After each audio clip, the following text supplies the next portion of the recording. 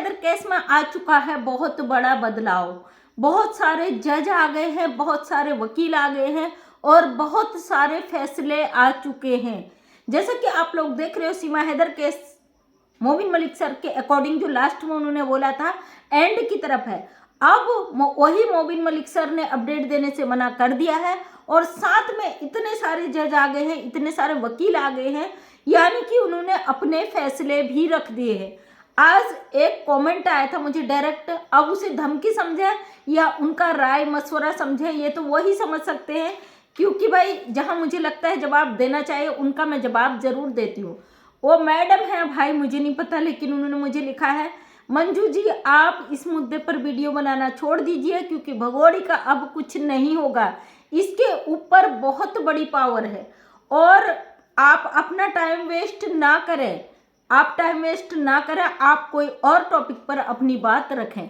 तो दोस्तों मैंने बिना कमेंट पढ़े आपको पूरी बात बता दी, क्योंकि ऐसे मामलों में मेरी मेमोरी जो होती है ना जागृत हो जाती है, तो जब ऐसे कमेंट होते तो मुझे याद हो जाते हैं। तो भाई उन्होंने बोला कि अपना टाइम वेस्ट ना करें। तो सबसे पहले बता दें, हमारे देश में एक अवैध घुसपैठी आई है, उसको भगाने से ज़्यादा हमारे पास और कोई टॉपिक नहीं। रही बात कंटेंट की, वो मेरे पास कमी नहीं है, मेरा पास मुद्दों के ढेर लगे भाई। ये भगोड़ी के चक्कर में बहुत सारे मुद्दे हमारे आ ही नहीं पा रहे हैं, तो आप उसका टेंशन मत लीजिए। इसके दो रीजन हो सकते हैं, ये कमेंट करने वाले या तो एक ऐसे लोग हो सकते हैं जो बिल्कुल थक चुके हैं, टूट चुके हैं, हार चुके हैं, जिनको बिल्कुल यकीन हो गया कि सीमा हैदर यहाँ से नहीं जाएगी और इस पे बहुत बड़ा इसके ऊपर हाथ है और ये भारत से नहीं जाएगी। या तो ऐसे लोग कमेंट कर रहे हैं या फिर वो लोग कर रहे हैं जो इसको रोकने का काम कर रहे हैं।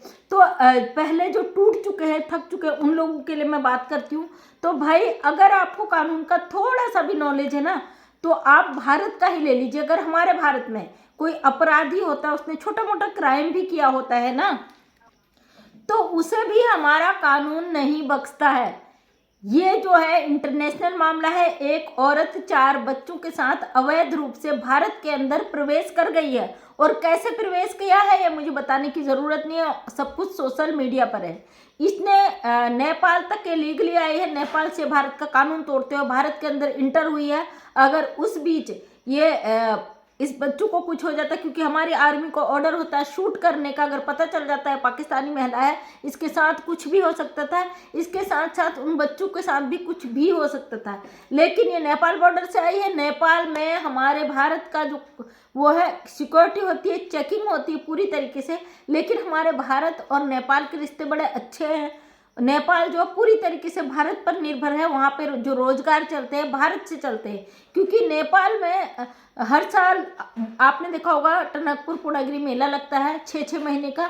तो उस बीच नेपाल की जो अर्निंग होती है भारत से होती है, भारत के लोग वहाँ जाते हैं, वहाँ खरीदारी करते हैं, और बाकी और टाइम में नेपाल से जो लोग वहाँ माल तैयार करते हैं और वो पैदल मार्ग से किसी भी तरीके से बिजनेस पर्पज से भारत में आते हैं। हमारे भारत और नेपाल जो एपी सिंह जी कहते हैं ना, पहले गोलियां आती थी अब डोलियां आती है। नेपाल से हमारा रोटी बेटी का रिश्ता है, मतलब नेपाल में हमारे देश की शादियां भी होती हैं और वहाँ पे हमारा रोजी रोटी भी है। तो इस वजह से नेपाल को बोलते हैं रोटी बेटी का रिश्ता है। तो नेपाल से हमारे रिश्ते बड़े मजबूत और बड़े मतलब विश्वास वाले हैं, और नेपाल से हमें कोई खतरा नहीं है। तो इसलिए भगोड़ी जो इसने जो प्लानिंग बनाई नेपाल के तहत, नेपाल लीगल आके भारत के अंदर इनलीगल प्रवेश हुई है, इस पर इतने सारे मुकदमे, इतने सारे धाराएं हैं ना। एक कानूनी परिवार से हूँ भाई, 21 साल मेरे हस्बैंड उत्तराखंड पुलिस में रहे हैं, इतना नॉलेज तो हमें होगा ना कानून क्या कहता है। जब हमारे भारत का छोटे छोटे व्यक्ति को नहीं बख्शा जाता जो अपराधी होता है, ये तो भारत का कानून तोड़ के आई, 3 देशों को धोखा दे के आई है, और ये कैसे इसे छोड़ देगी। इस पे सारी नजरें हैं, सब कुछ है, और इसका रिपोर्ट 100% है, इसको सजा भी मिलेगी, ये डिपोर्ट भी होगी, दावे के साथ बोल रही हूँ। और दूसरी बात, जो आप टूट चुके हो, देखिए टाइम लगता है कानूनी चीज़ में, क्योंकि मुझे पता है ऐसे मुकदमों में सालों साल लग जाते हैं, लेकिन मोबिन सर लगे हुए, वो यहाँ पे सोशल मीडिया पे चीज़ों को नहीं रख रहे हैं ना, इसका मतलब ये नहीं कि मोबिन मलिक सर चुपचाप बैठे हुए अपना काम कर रहे हैं और हमें पूर्ण रूप से भरोसा है। दूसरी बात, दूसरा जो ये था उन लोगों के लिए जो टूट चुके हैं। अब वो लोग जो चाहते हैं इस मुद्दे से हट जाएं, ऑलरेडी हमारी बहुत सारी बहनें हट चुकी इस मुद्दे से, बहुत सारे भाई आवाज़ उठा रहे थे वो हट चुके इस मुद्दे से, क्योंकि मोबिन मलिक सर अपडेट नहीं दे रहे तो उनको लगता है भाई अब इस केस में कुछ भी नहीं होगा। क्या मोबिन मलिक सर पहले अपडेट नहीं दे रहे थे जब इस केस में नहीं आए थे? क्या तब लोगों ने इस पर आवाज़ नहीं उठाई थी? तब भी उठाई थी ना। तो जो लोग चाहते हैं कि हम अपना टाइम वेस्ट ना करें, जो सीमा हैदर को सपोर्ट करते हैं, तो वो अपनी आंखें खोल ले भाई। आप हमारे भारत के हो, हम भारत के हैं। कल के दिन हमें इसी भारत में रहना है और अपने देश से हम कभी गद्दारी नहीं कर सकते। जो लोग कहते सीमा हैदर तो सनातनी हो गई, भारत की हो गई, तो भाई हमारे बॉर्डरों को चकमा देकर आई है, हमारे कानून को धराशायी करके औरत अंदर प्रवेश कर गई है। इसके अंदर खाने क्या क्या चीज़ें हैं वो आप सोच भी नहीं सकते हो। इसलिए हम विरोध करते हैं। एक स्वतंत्रता सेनानी परिवार से हूँ, एक मेरा पूरा आधा का आधा परिवार, आधे से ज़्यादा परिवार एजुकेशन डिपार्टमेंट में है और आधे से ज़्यादा परिवार मेरी देश सेवा में है। तो इस नाते हम अधिकार रखते भाई, हम भारत के स्वतंत्र नागरिक हैं। अगर इस औरत के कारण हमारे देश में बॉर्डरों में जो सिपाही हैं, हमारे देश में जो शहीद हो जाते हैं, हम इस पर आवाज़ नहीं उठाए तो उनके साथ हम गद्दारी करते हैं। एक अवैध घुसपैठी, वो भी उस मुल्क की जिनसे हमारे अच्छे संबंध नहीं हैं, यहाँ 4 बच्चों को लेके आ जाती। चाहे पाकिस्तान से कितने ही संबंध खराब हो हमारे भारत के, लेकिन इंसानियत के नाते ये औरत अपने पति को धोखा देकर 4 बच्चों को लेकर आई है, उन बच्चों का फ्यूचर दाव में लगाया है। अब मेरा ऐसा बोलना सुन के कई लोग मुझे कमेंट करेंगे कि जी आप तो हर बार एक ही मुद्दे पे बात करती हो। भाई हमारे लिए मुद्दा ही सीमा हैदर है और ये जब तक नहीं भागेगी हम इस पर बात करना नहीं छोड़ेंगे। तो जो जिन्होंने मुझे कमेंट किया था भाई या बहन, मुझे नहीं पता उनकी आईडी से, तो आपको बता दो, आपने कहा टाइम वेस्ट ना करें। हमारा चैनल है और अपने चैनल के माध्यम से हम इस टॉपिक को जिंदा रखें भाई, इस बात को उठाए रखे हैं और हम जानते हैं एक न एक दिन, और वैसे हमारी आवाज़ सुनी भी जा रही, समझे। और हमारी जो कानून है, जो इस पे मुकदमे हो, हमारी लीगल चीज़ें ना, हर किसी की नज़र में ये चीज़ें हैं। आपने देखा होगा सीमा हैदर का जो पहले का रोल था, आपने देखा होगा कितनी गंदगी मचाती थी, कितनी अश्लीलता मचाती थी, कितनी बदतमीजी करती थी। वो सब चीज़ बंद हो चुका है।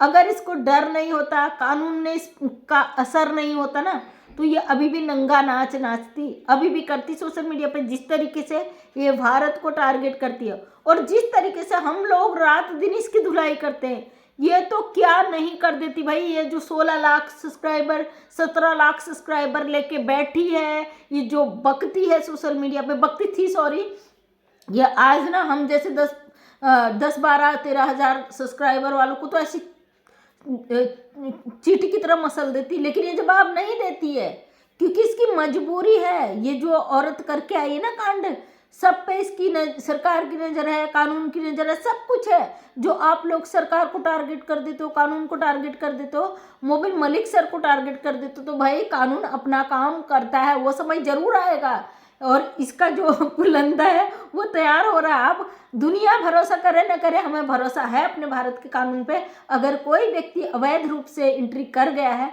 तो उसका 100% यहाँ से जाना, पत्ता कटना उसका तय है। ये तो भगौड़ी छिप कर बैठी थी ना 50 दिनों तक। इसने सपने में भी नहीं सोचा था कि भाई मेरा पता चल जाएगा पाकिस्तान को। ये तो समझी थी भैया मैं तो यहाँ चोरी छिपे 8-10 साल बैठी रहूंगी और जो मुझे करना होगा मैं उसके बाद अपनी जड़ें फैला चुकी होंगी, उसके बाद करूंगी। वो तो शुक्र है इसका पत्ता खुल गया, ये पकड़ी गई, वरना तो ये पता नहीं क्या कांड करने आई थी। और भगौड़ी बिल्कुल भी चिंता मत कर, हम तेरा पीछा नहीं छोड़ने वाले। हम तेरी धुलाई रात दिन दोपहर हमेशा करेंगे, तेरा सच हम सामने लाएंगे। तेरे जितने पुरानी चीज़ें हैं ना, तो दोस्तों इसकी पुरानी वीडियो देखिए, बहुत सारे इंटरव्यू थे। तो ये बंदी जिस तरीके से झूठ बोली है ना, झूठ पर झूठ, उसके हम खुलासे लाते हैं।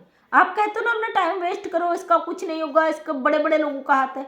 कोई बड़े बड़े लोगों का हाथ नहीं, हमारा कानून से बड़ा कोई भी चीज़ नहीं है, हमारे कोर्ट से बड़ा कोई चीज़ नहीं है। कितना बड़ा सरकार का भी हाथ होगा ना, ये कहती योगी जी मोदी जी का हाथ है, तो उनका भी होगा, तो भी हमारा कोर्ट कभी भी किसी को नहीं बकसता। और हमारे देश की जहाँ सीमाएं पार करके आई है ना इनलीगल तरीके से, तो हमारा कानून ऐसे अपराधी को बिल्कुल भी नहीं छोड़ता है। इस चीज़ को गांठ बांध ले आप, इसका जाना निश्चित है। हाँ जो इसका पुलंदा है, जो बद रहा है, जो इसका सरप्राइज गिफ्ट तैयार हो रहा है, उसमें थोड़ा टाइम लग सकता है भाई। जब हमारे सरकार को पास इसी के लिए समय नहीं है कि सीमा इधर, सीमा इधर, सीमा इधर, उनकी नजरें हैं इस पर।